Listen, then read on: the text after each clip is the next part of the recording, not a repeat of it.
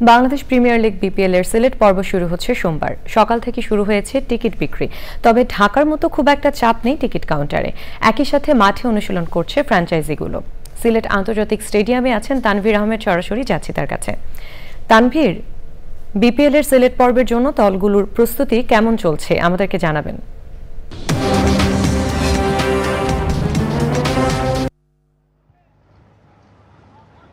মৃত্তিকা, ঢাকায় বিপিএল এর প্রথম পর্ব শেষে আগামীকাল থেকে সিলেটে শুরু হতে যাচ্ছে বিপিএল এর দ্বিতীয় পর্ব। সেখানে আগামীকাল দুপুরের প্রথম ম্যাচে মুখোমুখি হবে টেবিল টপার রংপুর রাইডার্সের মুখোমুখি হবে স্বাগতিক সিলেট স্ট্রাইকার্স।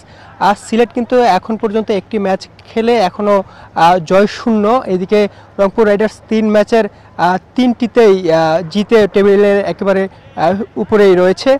এদিকে এই মাত্র কিছুক্ষণ হলো সিলেট স্ট্রাইকার্স তাদের অনুশীলন শেষ করেছে। সেখানে প্র্যাকটিসের আগে সেখানে তাদের ফিল্ডিং কোচ জুবায়ের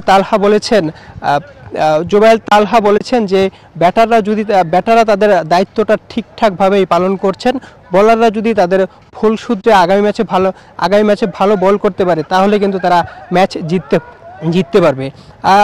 একটু পরে আমরা রংপুর রাইডার্স তাদের অনুশীলন শেষ করছে, তাদের প্রেস কনফারেন্সে একটু পরে আমরা তাদের পক্ষ থেকে কেউ তাদের প্রস্তুতি সম্পর্কে জানাবে। এদিকে দিনের দ্বিতীয় ম্যাচে চ্যাম্পিয়ন ফরচুন বরিশালের মুখোমুখি হবে রাজশাহী কিংস। ফরচুন বরিশাল 1 ম্যাচে জয় পেয়েছে, 1টিতে হেরেছে। এদিকে রাজশাহীও 1 ম্যাচের জয়ে আর 1টিতে হার নিয়ে আছে। তারাও আজকে সকালেই অনুশীলন করেছে। সকাল 9:30 থেকে সকাল দুপুর 12:30 পর্যন্ত তারা তাদের অনুশীলন শেষ করেছে। তারাও এই ম্যাচে এই স্টেডিয়ামে নতুন বিপিএল এর দ্বিতীয় পর্বে তারা জয় দিয়ে শুরু করতে চায়।